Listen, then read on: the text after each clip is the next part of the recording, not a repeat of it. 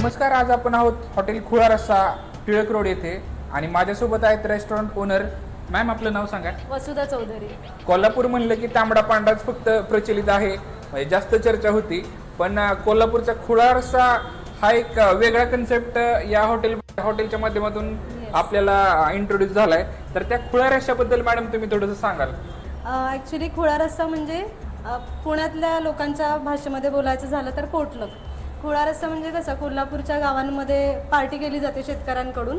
ते आपापल्या घरातले रस्से वगैरे घेऊन येतात आणि मग ते एकत्र करून ती जी शेतामधली जी पार्टी असते त्या जो रस्ता तयार होतो त्याला खुळा रस्सा म्हणतात. जे सगळे म्हणजे सगळ्यांचे रस्से एकत्र येतात आणि मग ते जो एक मोठा रस्सा तयार होतो तेव्हा हंडीमधला, आणि मग सगळेजण येऊन खातात.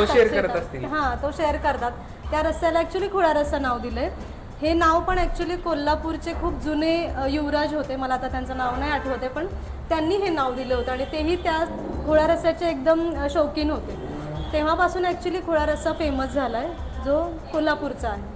पण खुळा रस्सा हा कन्सेप्ट थोडासा आम्हाला वेगळा वाटला. ॲक्च्युली तांबडा पांढरा रस्साच सगळीकडे, कोल्हापूर म्हणलं की तांबडा पांढरा असं सगळीकडे प्रचलित आहे. बट खुळा रस्सा हा माहिती नव्हता कोणाला, जो ॲक्च्युली तांबड्या रस्स्यासारखाच आहे पण खुळा रस्सा वेगळ्या पद्धतीने बनवला जातो. म्हणून ती कन्सेप्ट पुण्यामध्ये असली पाहिजे हा विचार करून हे रेस्टॉरंट सुरू. कारण खुळा रस्सा म्हणजे तांबडा पांढरा रस्स्याचं तर म्हणजे इम्पॉर्टन्स आहे. त्याचे मी सुद्धा त्याचा म्हणजे खूप फॅन आहे. कोल्हापुरात गेल्यावरती खानावळींमध्ये जाऊन जो तांबडा पांढऱ्याची चव आहे ती म्हणजे अल्टिमेटच आहे आणि महाराष्ट्रात ती मिळणं खूप अवघड आहे. बरोबर.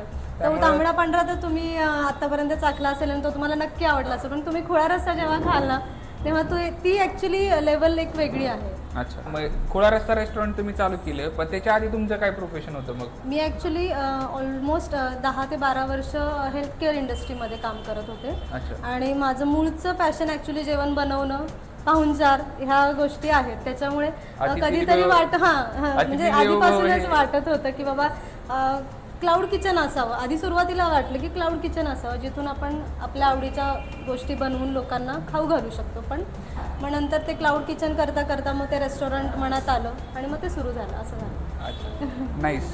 मग यासाठी मग आता जेवण म्हणलं की प्रत्येक जेवणाची टेस्ट ही मसाल्यांपासून शक्यतो येते. तर हे मसाले मग तुम्ही म्हणजे तुमच्या ट्रायल अँड एरर मधून आले की? आम्ही हे कोल्हापूरच्या घरगुती म्हणजे ॲक्च्युली घरगुती मसालेच त्यांच्याकडनं बनवून घेतलेले आहेत. तिथे आपण काय करतो म्हणजे आपण आपले जे काही रेसिपी सेट केलेल्या आहेत त्याचे सगळे त्यांचं सगळं प्रमाण आपण तिथे दिले आणि त्याप्रमाणे आपण मसाले बनवून घेतले. जसं कुठल्या फॅक्टरीतले वगैरे असे मसाले नाही, घरगुती मसाले महिला बनवतात त्या, आणि त्या आपल्याला प्रत्येक वेळेस एक दर महिन्याला आपल्याला ते कोल्हापूरवरून येतात. नाईस. म्हणजे हे घरगुती मसाले कोल्हापूरवरून आणि हँडमेड जवळपास ऑलमोस्ट हँडमेड. तेच म्हणजे खूप एक्साइटिंग वाटतंय म्हणजे ऐकून, आणि त्यामुळे म्हणजे एक आपण डिश बघूयात की आपण काय काय आहे तुमच्याकडे स्पेशालिटी. आपण नवीनच जे सुरू केलं होतं चिकन पॅटीस म्हणून. अच्छा, तर ते तुम्ही एकदा ट्राय करून बघा. चिकन पॅटीस म्हणजे हा वडा आहे का? नक्की वड्यासारखं वाटतंय पॅटी. म्हणजे ह्याची रेसिपी नक्की कशी असते, कसं बनते? हे प्रॉपर ज्युसी चिकन, ह्याच्यामध्ये बाकी काहीही जात नाही. म्हणजे आपल्या नॉर्मल पॅटिसेसमध्ये बटाटा असतो बाइंडिंगसाठी वगैरे, तसं इथे नाही आहे. ते पूर्ण चिकनच आहे. जबरदस्त. कारण हे पहिल्यांदाच मी पाहतोय. आणि ह्याला कोल्हापुरी टच दिलाय. म्हणजे नॉर्मल आपल्या कॉन्टिनेंटल मध्ये जसं मिळतं तसं नाहीये. कोल्हापुरी टच यासाठी की ते थोडंसं तिखट वगैरे लागणार आहे, कारण कोल्हापूरच्या म्हणजे जसं तिथे तिखट असतं त्याप्रमाणे मिरची वगैरे घालून बनवलेले ते. नाईस, खूप छान आहे. तुम्ही पण हे ट्राय करू शकता. आणि ह्याची प्राइस काय आहे साधारण? 150 रुपये. 150 रुपयाला 2 पीस. अच्छा, नाईस. जेवण सुरू करताना आपण बरेचदा पापड मागवतो, पण हा जरा वेगळा पापड वाटतोय मला मॅडम. नक्की काय आहे हा प्रकार? अच्छा, ॲक्च्युली सगळ्याच रेस्टॉरंटमध्ये गेल्यानंतर आपली पहिली ऑर्डर असते मसाला पापड. मग तसंच नॉनव्हेज रेस्टॉरंटमध्ये आल्यानंतर लोकांना नॉनव्हेज पापड असायला हवा अच्छा. हे ठरवून मग आम्ही हा पापड तयार केलाय. कसा बनतो हा त्याच्यामध्ये पापड? ऍक्च्युली चिकन 65 चे काही पीसेस आहेत ज्याचं टॉपिंग आणि खाली पापड आहे. अच्छा. नॉर्मल मसाला पापड पण त्याला जो चिकनचा टच दिला म्हणजे त्यामुळे तो शाकाहारी म्हणजे मांसाहारी रेस्टॉरंट मध्ये लोकांना गेल्यावरती सुद्धा ते मिळाला पाहिजे पापड. आमच्यावर जो अन्याय व्हायचा की हा, नाही का आम्हाला yes. मसाला पापड मिळत नाही, तो अन्याय हा मांसाहारी चिकन पापडने हा पूर्ण होणार आहे. आपण हा ट्राय करूयात. कुरकुरीत एकदम मसाला पापड आहे.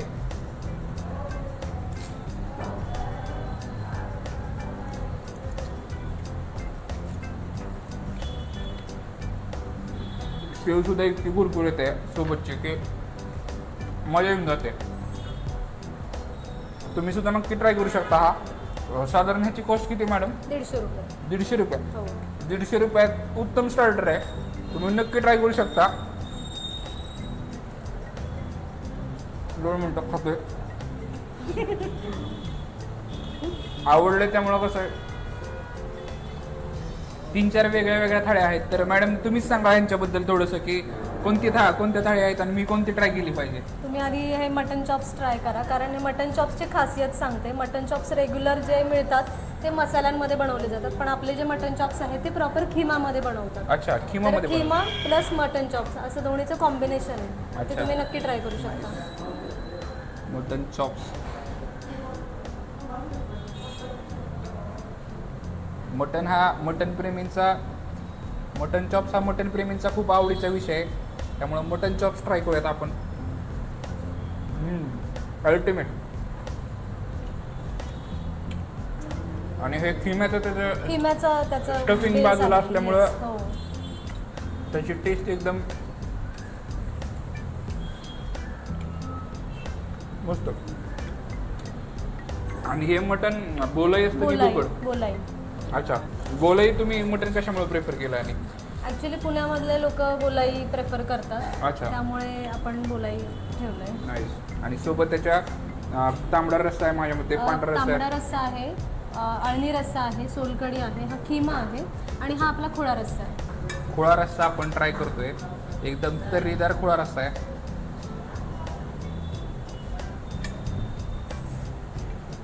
जबरदस्त. साधारण मी जसं ऐकलंय तसं रश्श्याला टेस्ट ही त्याच्या मटणाने येते हो. आणि मटणाच्या क्वांटिटीने येते बरोबर. बऱ्याचदा. आणि हे त्यात मसाल्यांचं असं कॉम्बिनेशन असल्यावरती म्हणजे स्वर्ग सुखच मटन प्रेमींसाठी. पुढची डिश आपण पाहूयात. ही आहे सर चिकन राडा. राडा थाळी. हां, तर हे चिकन राडा, मटन राडा ही गोष्ट पण आम्ही फर्स्ट टाइम इन्व्हेंट केली आहे पुण्यामध्ये.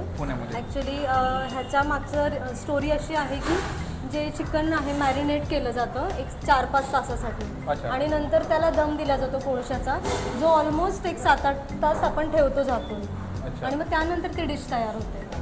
ते कोळशाचा दम जो बसतो एक 7-8 तास, त्यामुळे जी टेस्ट येते ती वेगळी आहे. स्मोकी फ्लेवर येत असणार. Smoky flavour. तर त्याचं नाव ॲक्च्युली इतक्या वेळ आपण भिजवून ठेवल्यासारखं करतो ना, म्हणून ते राडा नाव दिलं. अच्छा, भिजवून ठेवल्यामुळे तो ते तसं हा म्हणजे ऑलमोस्ट राडाच येतो.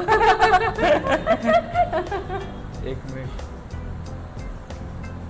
पण त्याची जी टेस्ट आहे ती अप्रतिम आहे. म्हणजे ते बेस्ट सेलर आहे आमच्या रेस्टॉरंटचं. एकदम स्मोकी फ्लेवर जसं तुम्ही म्हणला.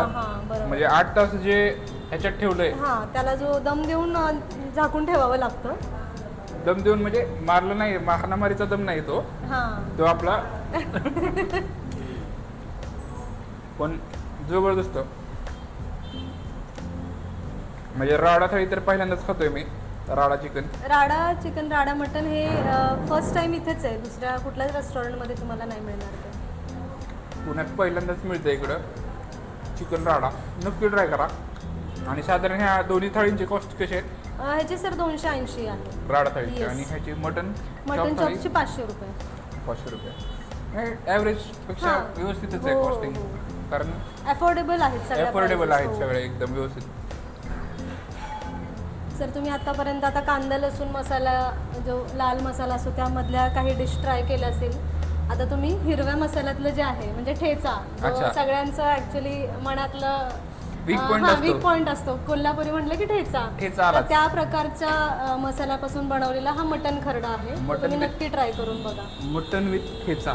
येस. जबरदस्त. म्हणजे एकदम जादूर एकत्र असा प्रकार दिसतोय.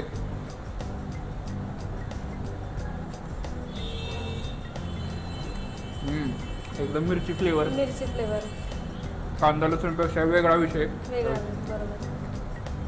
ही मटण खाद्य थाळीमध्ये साधारण थोडा रस्सा, किमा, पांढरा आणि अळणी सोलकढी असं सगळं कॉम्बिनेशन आहे ह्याच्यामध्ये. सोबत भाकरी. तर ह्याची साधारण कॉस्ट किती आहे या थाळीची? ह्याची सर 390 रुपये. 390 रुपये.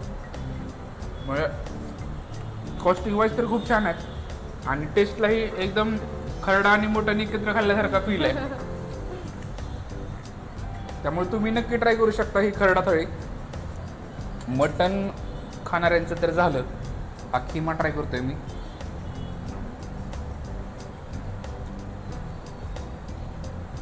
किमा तर अल्टिमेट आहे आणि कोल्हापुरी पांढरा पिल्याशिवाय कोल्हापुरी जेवण पूर्ण होत नाही. पण हे झालं मटण खाणाऱ्यांचं, मटण प्रेमी. पण दर प्रत्येक वेळेस आम्ही जेवायला जातो त्यावेळेस 4-5 मित्रांमध्ये एक तरी शाकाहारी असते, निघतो.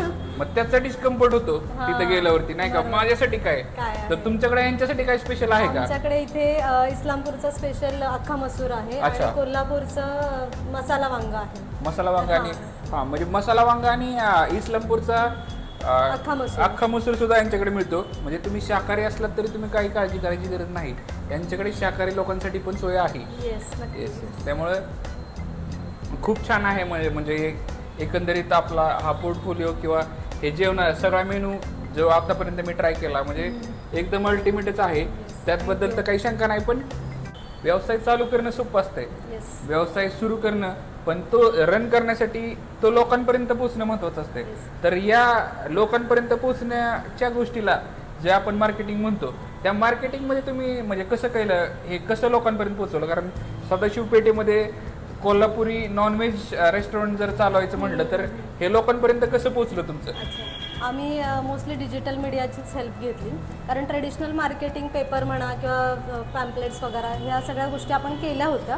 पण इंस्टाग्राम, फेसबुक, यूट्यूब ह्या गोष्टी ज्या आहेत ना त्या लोकांना महाराष्ट्रभर पोहोचवतात. आता सदाशिव पेठेमध्ये एका छोट्या ठिकाणी हॉटेल आहे, हे लोकांना आपण कुठंपर्यंत जाऊन सांगणार? त्यासाठी हे डिजिटल मीडिया आपल्याला खूप हेल्प करतो.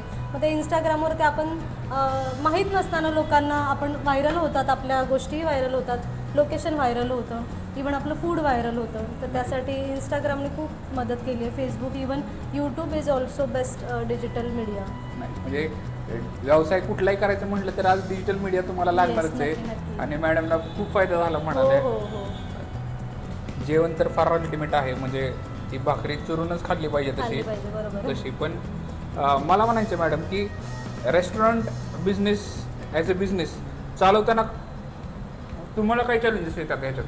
कारण प्रत्येक रेस्टॉरंट ओनर हा फुल टाइम बिझनेसमॅन असला तरी बऱ्याच गोष्टी त्याच्याबरोबर असतात, काय हँड इन हँड जातात. तर तुम्ही आजपर्यंत काय चॅलेंजेस फेस केले तिकडं? ॲक्च्युली महिला म्हणून हॉटेल चालवणं हेच एक मोठं चॅलेंज आहे. अच्छा. आणि त्यामध्ये स्टाफ मॅनेज करणं किंवा मग कस्टमर्सला हँडल करणं ही एक खूप मोठी चॅलेंजिंग गोष्ट हॉटेल इंडस्ट्रीमध्ये आहे. पण हे सगळं करताना मला ॲक्च्युली आनंद होतो, कारण की काय होतं की चॅलेंजेस तर भरपूर येतात, पण चॅलेंजेसमधून शिकायला भरपूर मिळतं. एखादा तुमचा असा एक्सपिरियन्स म्हणजे एखादा कस्टमर रिव्ह्यू किंवा एखादा वाईट प्रसंग तुमच्याबरोबर काय घडलाय का? वाईट प्रसंग नाही म्हणता येणार, पण जेव्हा आम्ही हॉटेल स्टार्ट केलं पहिल्या महिन्यामध्ये हॉटेल स्टार्ट केलं म्हटलं की पुण्यातल्या लोकांना माहिती झालं की कोल्हापुरी रेस्टॉरंट सुरू झालं, तर त्यांनी तुडुंब गर्दी केली होती. आणि ती गर्दी मॅनेज आम्हाला करता आली नाही, फ्रँकली स्पीकिंग. म्हणजे त्यावेळेला आमच्याकडे अचानक स्टाफ पण निघून गेला. तर मी, माझा भाऊ, माझी भावाची बायको, आम्ही सगळेजण रेस्टॉरंटमध्ये सगळं सर्व वगैरे करत होतो. आणि ॲक्च्युली हे कसं ना, हे पहिल्यांदा कधी केलंच नव्हतं. घरात पाहुणे येतात, किती 10-15 वगैरे येतात, तर त्यांना आपण सर्व करू शकतो. इथं शेकडो लोक आणि सगळे वेगवेगळ्या पद्धतीचे, सगळ्यांना मलाच पहिल्यांदा जेवण मिळालं पाहिजे असं सगळ्यांची मेंटॅलिटी असते. तर त्यामुळं मला असं आठवतं की मी हॉटेलच्या मध्ये उभी राहून लिटरली असं ताट घेऊन सगळ्यांकडे बघत होते की सगळेजणच म्हणतात मॅडम आमचा आणा, मॅडम आमचा आणा. पण तिथे त्या दिवशी म्हणजे मला इतकं असं वाटलं की म्हणजे मला हे जमेल की नाही पुढे, असं त्या दिवशी पहिल्यांदा फील झालं. हां, थोडंसं असं वाटलं. पण हे सगळ्या गोष्टी खूप शिकणार असतात. म्हणजे रोज नवीन एक गोष्ट इथे घडत असते. म्हणजे कस्टमरच्या बाबतीत म्हणा, स्टाफ बऱ्याच वेळा आमच्या मावश्या वगैरे अचानक निघून जातात, मग तेव्हा मी भाकऱ्या वगैरे केलेल्या आहेत. भांडीवाली नसते तर मग तेव्हा भांडी घासलेली आहे. स्वयंपूर्ण तुम्ही आत्मनिर्भर आहेत म्हणजे. ते म्हणजे सगळ्याच गोष्टी, म्हणजे आता इन्व्हेंटरी म्हणा किंवा काही सामान वगैरे आणायचं असेल तर मार्केट यार्डला जाण्यापासून सगळ्या गोष्टी आणणे, मटण आणणे वगैरे ह्या सगळ्या गोष्टी आपण म्हणजे मी करते. एक महिला म्हणून सुद्धा या गोष्टीच्या या सगळ्या गोष्टी म्हणजे ज्या गोष्टी आपण पूर्वी केलेल्या नसतात खरं बघायला गेलं तर त्या आपण. जेंडर डिस्क्रिमिनेशनचा विषय नाही, कारण म्हणजे आज महिला आपली पुरुष प्रधान संस्कृती पाठीमागे डॉमिनेटेड आहे आहे त्यात काय म्हणजे हे नाही, म्हणजे मेल डॉमिनेटेडच आहे हॉटेल इंडस्ट्री. पण तुम्ही एक महिला आपल्या म्हणजे एक महिला पुढे येऊन रेस्टॉरंट चालवता आणि नॉनव्हेजचं रेस्टॉरंट चालवणं म्हणजे थोडंसं म्हणजे बोल्डच आहे ही ऍक्टिव्हिटी. पण त्यातूनही तुम्ही बऱ्याच गोष्टी शिकताना दिसतात, म्हणजे खूप शिकलात. म्हणजे रोज तेच सांगितलं, रोज एक नवीन चॅलेंज येतं आपल्याला. म्हणजे महिलांना घेण्यासारखं आहे की तुम्ही या व्यवसाय हॉटेल इंडस्ट्रीमध्ये येऊ शकता, म्हणजे काही प्रॉब्लेम नाही. फक्त थोडंसं तुम्हाला म्हणजे शिकण्याची तुमची जर हे असेल, म्हणजे तुमची शिकण्याची इच्छा असेल, इच्छाशक्ती असेल तर. पॅशन सगळ्याच महिलांचं असतं की बाबा मला छान जेवण बनवायला येतं, मला छान जेवण बनवून वाढायला आवडतं. पण त्याबरोबरीनं इथं सगळ्याच प्रकारचे माणसं हँडल करून आणि ते सगळे चॅलेंजेस हँडल करून आपल्याला ती गोष्ट मॅनेज करता आली पाहिजे. हे जर पॅशन कंटिन्यू असेल ना तर हॉटेल इंडस्ट्री सगळ्या महिलांना चालवता येईल असं काही नाही. कारण की ऑलमोस्ट त्या घरी दिवसभरात तेच चालू असतं, म्हणजे गृहिणी ऑलमोस्ट ते घरच चालवत असते, त्याच्यामध्ये ते किचन चालवणं वगैरे. हो, तो एक हाऊसवाईफ हा म्हणजे आपल्याला जसं अंडररेटेड म्हणलं जातं, पण हा मोठा जॉब आहे. येस, म्हणजे इन्व्हेंटरी मॅनेजमेंट पासून सगळ्या गोष्टी करायला लागतात त्या महिलेला. घरातली आई हे सगळंच काम करत असते, म्हणजे इन्व्हेंटरी आणणं. त्यामुळे आपल्या संस्कृतीमध्ये महिलांना सर्वोच्च स्थान आहे. त्यामुळे आहे. खूप छान वाटलं तुमच्याशी गप्पा मारून. कारण आणि पुढे तुमच्या ह्याच्यात काय फ्युचर प्लॅन्स आहेत का, म्हणजे तुम्ही ह्याच्या फ्रँचायझी वगैरे काय देणार आहेत का, देत आहेत का आता सध्या? आता आम्ही रिसेंट आता आमच्या हॉटेलला 1 वर्ष झालं. आम्हाला स्वतःहूनच एक फ्रँचायझी इन्क्वायरी आली होती, तीही आमच्या टेस्टला बघून. अजून आम्ही फ्रँचायझी म्हणजे काही हे सुरू केलं नव्हतं की बाबा फ्रँचायझी देणार आहे वगैरे, असं काही मार्केटिंग नाही आहे. पण त्यांच्याकडून आम्हाला स्वतःहून इन्क्वायरी आली आणि ती आम्ही फर्स्ट सुरू करतो आहे खेड शिवापूर इथे. खेड शिवापूरला आता आपलं ऑलमोस्ट एक 200 सिटिंगचं असेल खोळा रस्ता. आणि त्यानंतर मग महाराष्ट्रभर एक 5 वर्षामध्ये भरपूर फ्रँचायझी असतील. अच्छा, खेड शिवापूरला जाणाऱ्यांनी लक्षात ठेवा की पुढे सुद्धा तुम्हाला तिकडे सुद्धा खोळा रस्ता मिळणार आहे. येस, नक्की. चालेल मॅम, खूप छान वाटलं तुमच्याशी बोलून. थोडासा जेवणावर पण ताव मारतो आमचा शाकाहारी माणूस पण थांबलाय, त्यामुळे छान वाटलं तुमच्याशी बोलून. आणि खूप खूप शुभेच्छा तुम्हाला पुढच्या प्रवासासाठी. थँक्यू.